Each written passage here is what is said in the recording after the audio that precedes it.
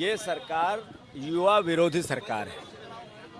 वो बीजेपी के लोग जिन्होंने भारतीय जनता पार्टी को वोट किया लगातार कर रहे हैं, अलग अलग कारणों से कर रहे हैं। उनके बच्चों का भी अगर भविष्य अंधकार में किया, इस सरकार ने जिस तरीके से उनके बच्चों के साथ भी धोखा किया, तो यही बीजेपी की और मोहन सरकार है। ऐसे 40 एग्जाम हुई जिसमें घपले और घोटाले से कलंकित है मध्य प्रदेश का माथा, और उसका दोषी सिर्फ भारतीय जनता पार्टी और यही दोनों मुख्यमंत्री है जो पूर्व में थे और आज है। नर्सिंग घोटाला, करीब 5 लाख से ज्यादा बच्चे पूरे प्रदेश में खासकर आदिवासी परिवार के लोग नर्सिंग की शिक्षा लेते हैं। जो कॉलेजों को एफिलिएशन दिया गया, जिनको अयोग्य करार दिया गया, फिर उनको योग्य किया गया, उनने सब कॉलेजों ने बच्चों से फीस ली। जो सरकार का दलाली का तांडव है, जो सरकार का करप्शन का तांडव है, वो लगातार 25-25 लाख रुपए लेकर गलत कॉलेजों को एफिलिएशन देते रहे। अब चूंकि उन पे फिर से जांच चली, सीबीआई के लोग करप्ट हो गए, अब उन बच्चों का क्या दोष? इन सब बातों को लेके आज हमारे यूथ कांग्रेस अध्यक्ष मितेंद्र जी ने और युवक कांग्रेस की पूरी टीम ने 24 घंटे का सत्याग्रह रखा है।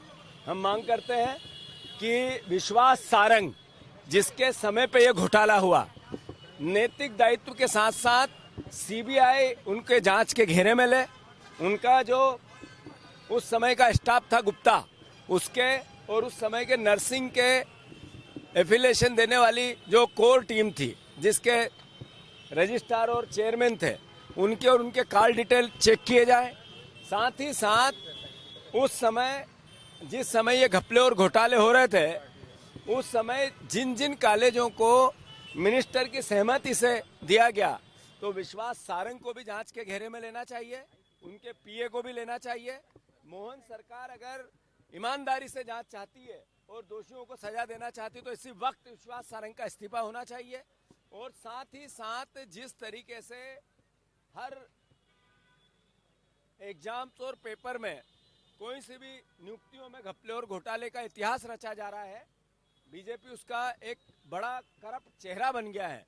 जनता को भी ये सोचना चाहिए कि हम ही वोट देते हैं इनको, और यही हमारे बच्चों के भविष्य का गला घोंटते हैं। तो आखिर हम अपना काम करेंगे, मीडिया अपना काम करेगी, पर वोटर को भी अपना काम करना है कि ऐसे लोगों को कब तक आप जिताते रहोगे। इन करप्ट लोगों को बीजेपी मेरी पार्टी है तो मैं उसको वोट दूंगा और मेरे बच्चे के भविष्य का गला घोंट दूंगा।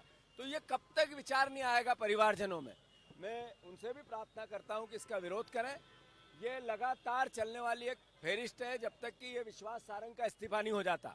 आज हमारे विधायकों को निर्देश दिए गए हैं, वो सदन में पूरी ताकत से नर्सिंग घोटाले को पर्दाफाश करें। सरकार बचने की कोशिश करेगी, बहाने बनाने की कोशिश करेगी, अपना पाप दूसरों पे डालने की कोशिश करेगी, पर अपना चेहरा छुपा नहीं सकते कि पापी कौन है जिसके समय पे घोटाला हुआ है। धन्यवाद।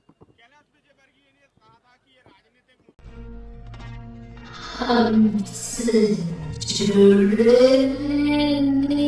के लिए हमारे YouTube चैनल